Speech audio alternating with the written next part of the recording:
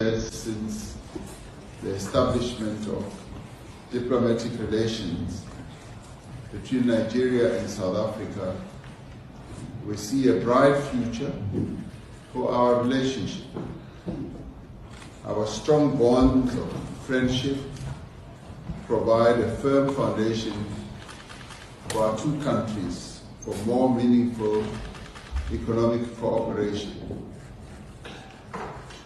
Nigeria is a host to a number of South African companies that operate in Nigeria.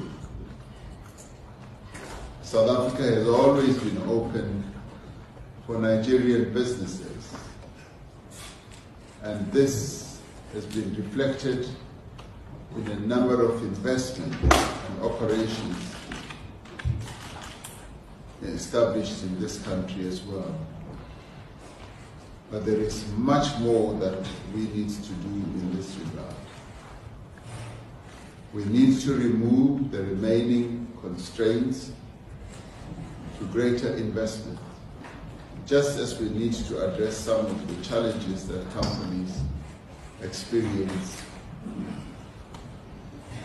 We are encouraged by the actions that are being taken under your leadership, Your Excellency, to further strengthen and foster business environment in Nigeria that offers assurances to investors, including from South Africa. Our government continues with its efforts to improve the ease of doing business in South Africa. We want to enable investors to promote and operate their businesses in a manner that will enable them to pursue various opportunities in various sectors of the economy. We look forward to seeing more Nigerian companies investing in South Africa. In fact, we want to see Nigerian products on the shelves of South African shops. Our efforts to create a favorable environment include our simplified visa process for Nigerian business people to travel to South Africa. Qualifying Nigerian business people can be granted a 5-year multiple entry visa. In addition, tourists from Nigeria are now able to apply for a visa without even submitting a passport. We expect that this 11th session of our Binational Commission will enable us to consolidate cooperation in a number of other areas. And we need to implement the many decisions that have already been taken between our two countries to follow up progress that has been achieved. Nigeria is South Africa's largest trading partner in West Africa. However, there is much more opportunity that is there for growth. The African Continental Free Trade Area will allow our two countries to trade in a more seamless manner across a variety of products. And this is the time for us to seize the opportunity to begin robust trading between Nigeria and South Africa. So our two countries are important countries in various respects in our regions on the African continent. We are also important in terms of our voice in the international arena as Nigeria and South Africa. As responsible members of the community of nations, we ought to be concerned about the future of our global system of governance. In an increasingly volatile environment globally, we are witnessing the erosion of the principles that underpin the peaceful conduct of relations amongst nations with respect to law and order and the development of our societies. Multilateralism is under threat. The rise of impunity, unilateralism, conflict and war highlights the urgent need for the reform of the United Nations Security Council and other global institutions. The Global South needs to lead efforts to achieve an international system that is fair, is inclusive, and a system that in the end reflects what will advance the interests of people around the world. We commend your work as chair of ECOWAS to promote dialogue, mediation, and conflict resolution in the pursuit of peace.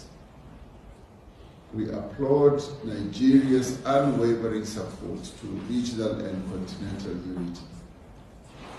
Our regional body, the Southern African Development Community, SADC, has been working to address challenges in our own neighborhood.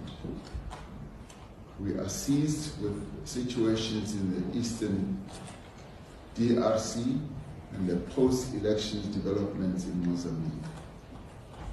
There is agreement that these challenges will be resolved through peaceful means. We are witnessing progress in the consolidation of democracy on our continent. This year alone, 19 major elections would have taken place in African countries. That in itself represents tremendous progress. It is important that regional and African Union instruments underpinning elections and governance are promoted and strengthened. South Africa has just assumed, as you well know, Your Excellency, the presidency of the G20. It will be the very first time that G20 members, leaders, will be holding their summit for the first time on African soil. We will place Africa's development, as well as the challenges facing countries of the Global South, firmly on the agenda of the G20. We will seek to galvanize support for the AU's Agenda 2063 as we pursue an inclusive global agenda as well. For South Africa, it is our view that in shaping global discourse, programs should be tailored to ensure that in our societies no one is left behind. The challenge of inequality, poverty, and unemployment also needs to be addressed front-end. Our premier continental organization, the African Union, will be having a change of leadership in its commission. As we approach the elections of the chairperson, the deputy chairperson, and commissioners at our summit early in the new year, we should emphasize the need for cohesion, unity, as well as a sense of purpose. The Commission to rededicate itself to addressing the development needs of our people as reflected in our continental programs must be reinvigorated. Once again, Mr. President, we are pleased and indeed very, very honored to have you here in our country at the southernmost tip of our beloved African continent, for you and I to co-chair the session of the Binational Commission. We look forward to receiving the reports from our ministers as our countries continue to strengthen cooperation. Our strong foundations of mutual respect, of trust, as well as collaboration must continue to endure.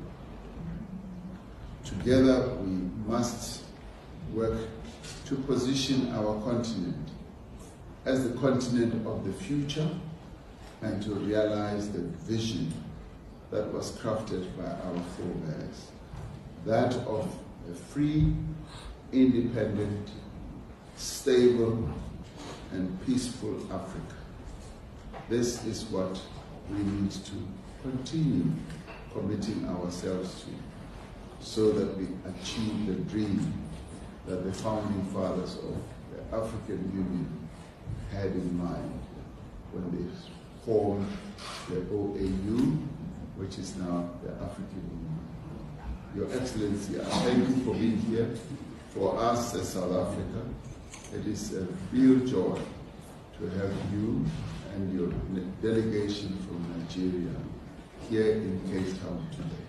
Thank you very much.